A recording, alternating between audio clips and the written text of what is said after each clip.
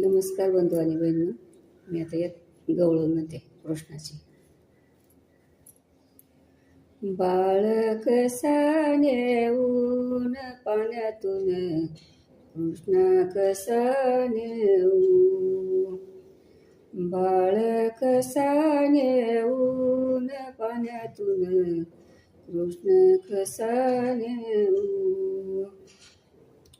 बंद शाळेला कडी आणि कुलूप, बंद शाळेला कडी आणि कुलूप,